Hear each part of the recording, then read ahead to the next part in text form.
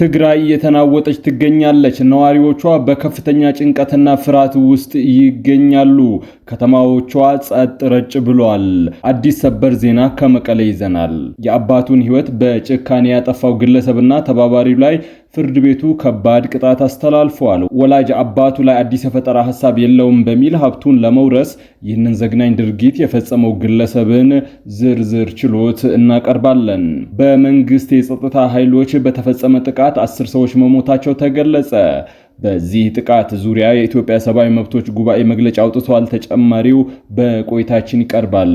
የቀድሞ የኢራኑ ጠቅላይ መሪ አያቶላ አሊ ኻሜኒ ከተገደሉ ከ4 ወራት በኋላ ቅዳሜን ጨምሮ ለተከታታይ ቀናት የሚቆይ የቀብር ስነ ስርዓትና የመታሰቢያ ፕሮግራም ይካሄዳል። የሀገሪቱ ባለስልጣናት ዝግጅቱን የክፍለ ዘመኑ የቀብር ስነ ስርዓት ብለውታል። ውድ ቤተሰቦቻችን በዛሬው ቆይታችን እነዚህንና ሌሎችንም ሀገር አቀፍ ቀጠናዊና ዓለም አቀፍ መረጃዎችን በዝርዝር ወደ እናንተ የምናቀርብ ይሆናል። ለቤቱ አዲስ የሆናችሁ ሰብስክራይብ በማድረግ የደወል ምልክቷን በማብራት የቤቱ አባል ትሆኑ ዘንድ በታላቅ ትህትና እንጋብዛለን።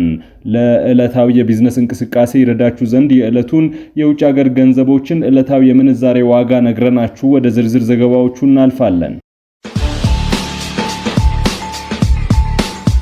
ዛሬ በኢትዮጵያ ንግድ ባንክ አንድ የአሜሪካን ዶላር 157 ብር ከ6 ሳንቲም ተገዝቶ 160 ብር ከ7 ሳንቲም እየተሸጠ ነው። ፓውንድ ስተርሊንግ 205 ብር ተገዝቶ 209 ብር ከ1 ሳንቲም የሚሸጥ ሲሆን የአውሮፓ ዩሮ 180 ብር ተገዝቶ 183 ብር ከ6 ሳንቲም እየተሸጠ ነው። የስዊዝ ፍራንክ 192 ብር ከ7 ሳንቲም ተገዝቶ 196 ብር ከ6 ሳንቲም የሚሸጥ ይሆናል። የኩዌት ዲናር 502 ብር ከ4 ሳንቲም ተገዝቶ 512 ብር ከ5 ሳንቲም የሚሸጥ ሲሆን የቻይና ዩዋን 22 ብር ከ7 ሳንቲም ተገዝቶ 23 ብር ከ2 ሳንቲም እየተሸጠ ነው።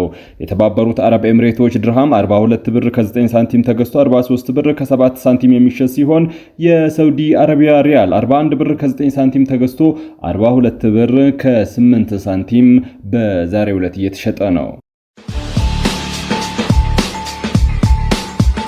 የኦሮሚያ ክልላዊ መንግስት ከዚህ ቀደም በክልሉ በቢሮዎች ደረጃ የነበሩ መዋቅሮችን በኮሚሽን በኢንስቲትዩትና በባለስልጣን መስሪያ ቤት በአገልግሎት ዘርፍ እንዲሁም 5 ተቋማትን በልዩ ልዩ መዋቅር ለማዋቀር ረቂቅ ሰነድ ማዘጋጀቱ ተዘገበ። ክልሉ ከዚህ ቀደም በቢሮ ደረጃ የነበሩ አሁን በኮሚሽን ደረጃ ያዋቀራቸው መስሪያ ቤቶች የፐብሊክ ሰርቪስ ኮሚሽን፣ የማረሚያ ቤቶች ኮሚሽን ሲሆኑ በባለስልጣን መስሪያ ቤት ደረጃ ያዋቀራቸው የቀድሞ የቁጥጥርና ባለስልጣን፣ የኮንስትራክሽን ባለስልጣንና የገዳ ልዩ ኢኮኖሚ ዞን በባለስልጣን መሆናቸው ታውቋል። በአገልግሎት ደረጃም አዲስ የተዋቀሩ መስሪያ ቤቶች የመንግስት ኮሙኒኬሽን አገልግሎት፣ የመንግስት ንብረት ግዢ አወጋገድ አገልግሎት፣ የሙያ ብቃት ማረጋገጫ አገልግሎት እንዲሁም የሰነዶች ምዝገባ ማረጋገጫ አገልግሎት ሲሆኑ በኢንስቲትዩት ደረጃ ያዋቀራቸው መስሪያ ቤቶች ደግሞ የእርሻና ጥናት ምርምር ኢንስቲትዩት፣ የኦሮሞ ባህል ጥናት ምርምር ኢንስቲትዩት፣ የህግ ጥናትና ስልጣን ኢንስቲትዩት እንዲሁም የፕላን ኢንስቲትዩት ናቸው።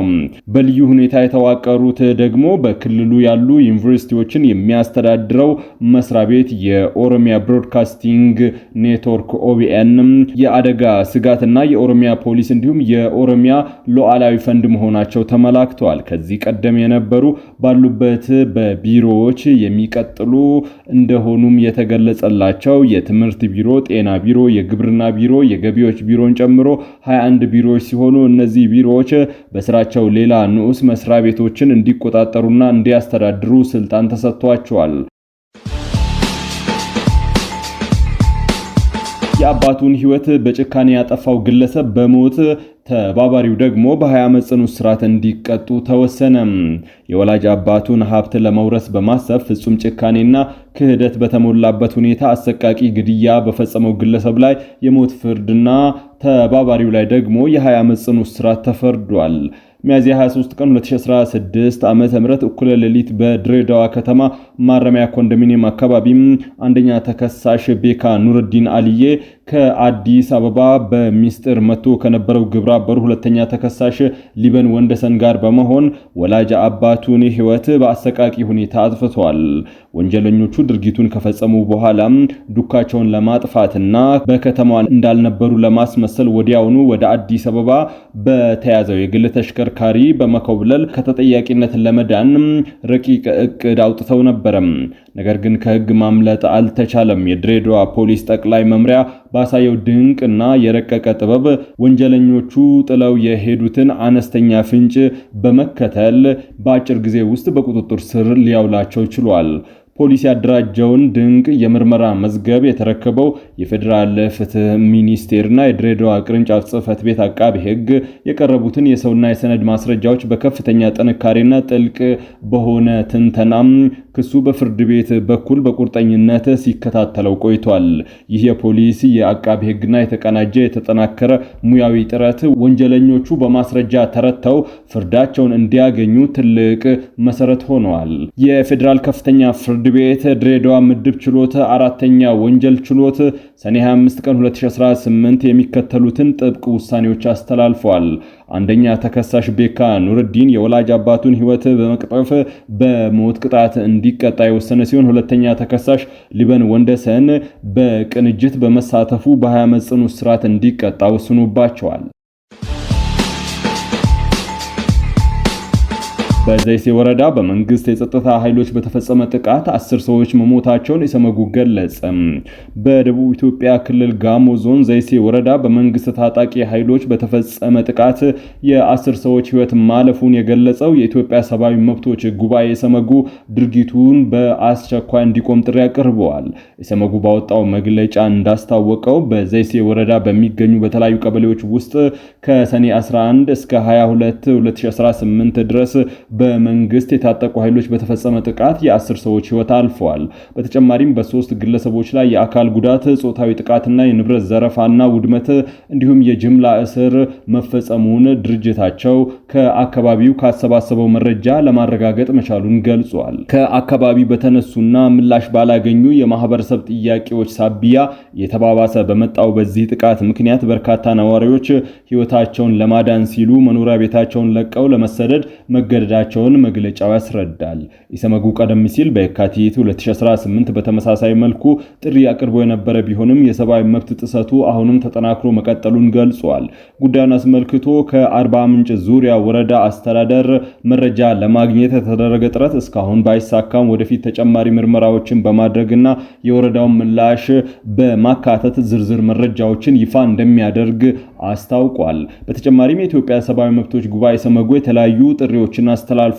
ደቡብ ኢትዮጵያ ክልል የጋሞ ዞን ጸጥታ አካላት የንጹሃንን ደህንነት የመጠበቅና የሰብአዊ መብቶችን የማስከበር ኃላፊነታቸውን እንዲወጡም የጸጥታ አካላት በወንጀል የሚፈለጉ ግለሰቦችን በቁጥጥር ስር አውለው ፍትህ የማግኘት መብታቸውን እንዲያከብሩ በክልሉ የሚነሱ ጥያቄዎች ሕግን በተከተለና ማህበረሰቡን ባሳተፈ ሰላማዊ መንገድ እንዲፈቱ በዘይሴ ማህበረሰብ ላይ የተፈጸመ ያለው የሰብአዊ መብት ጥሰት በአስቸኳይ እንዲቆም ተገቢው ትኩረት ተሰጥቶ በአካባቢው በደረሱ ጥቃቶች ላይ አፋጣኝ ማጣራት ተደርጎ ጥፋተኞች ለሕግ እንዲቀርቡ በአክብሮት ጠይቀዋል።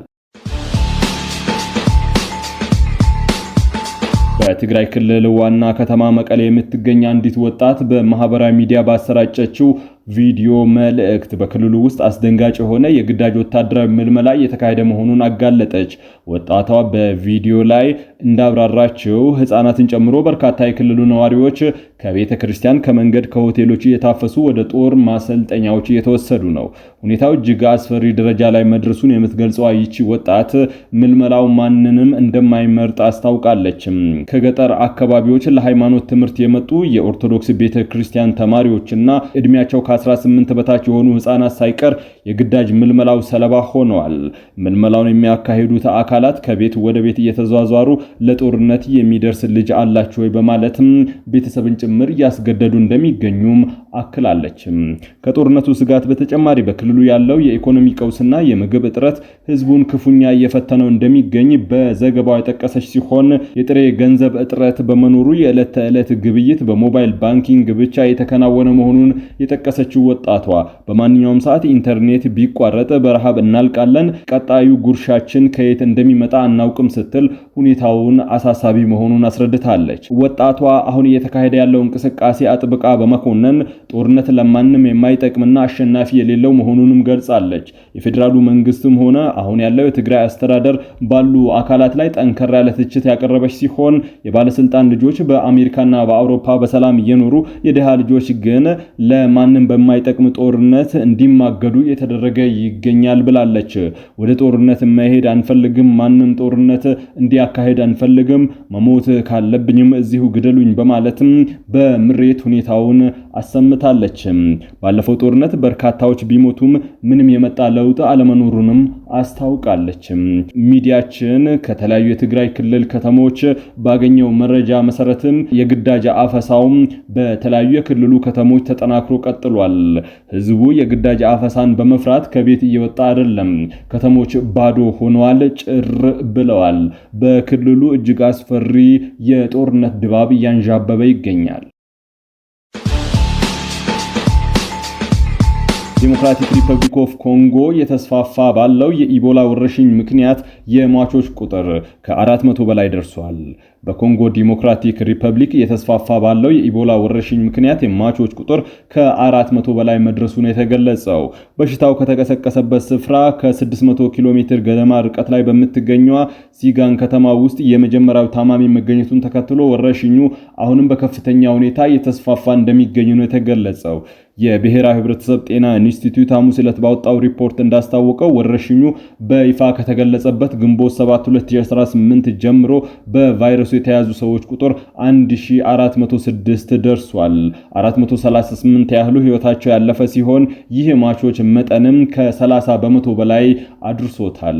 ትክክለኛ ስፋቱን ለመገመት አሁን አዳጋች የሆነው የዚህ ወረርሽኝ መነሻም ማዕከል በሰሜን ምስራቅ የምትገኘው ኢቱሪ ግዛት ስትሆን ከጠቅላላ የማቾች ቁጥር 83 በመቶ በላይ የሚሆነው የተመዘገበው በዚህ ግዛት ውስጥ ነው።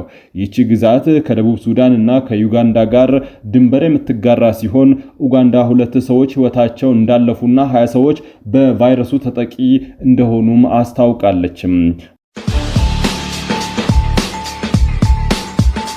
የቀድሞ የኢራኑ ጠቅላይ መሪ አያቶላ አሊ ኻሚኒ ከተገደሉ ከ4 ወራት በኋላም ከቅዳሜ ጀምሮ ለቀናት የሚቆይ የቀብር ስነ ስርዓትና የመታሰቢያ ስነ ስርዓት ይካሄዳል። የሀገሪቱ ባለስልጣናት ዝግጅቱን ከፍተኛ የዘመኑ የቀብር ስነ ስርዓት ሲሉ ገልጸውታል። የኢራን ባለስልጣናት እንዳሉት በስንብቱ ስነ ስርዓት ላይ ከ12 እስከ 20 ሚሊዮን የሚደርሱ ሰዎች እንደሚገኙ ይጠበቃል። በዚህ የተነሳ ለመንግስታዊ ስነ ስርዓት የሚደረገው ዝግጅት ከዚህ በፊት ታይቶ የማይታወቅ ይሆናልም ተብሏል። በስነ ስርዓቱ ላይ ለመታደም ወደ ቴህራን የሚያቀኑ የፖለቲካ የሃይማኖትና የደህንነት ባለስልጣናት ዝርዝር በብዙዎች የሚጠበቅ ጉዳይ ሆኗል። በስነ ስርዓቱ ላይ ከሚገኙት ባልተናነሰ ሁኔታ ቀብሩን የማይታደሙ አካላት ማንነት ትኩረት የሚስብ ጉዳይ መሆኑንም ዘገባዎች ያመላከቱ ነው። ውድ ቤተሰቦቻችን ለሰዓቱ የመራረጥናቸው ዘገባዎች በዚህ አብቅተዋል። ሰላም።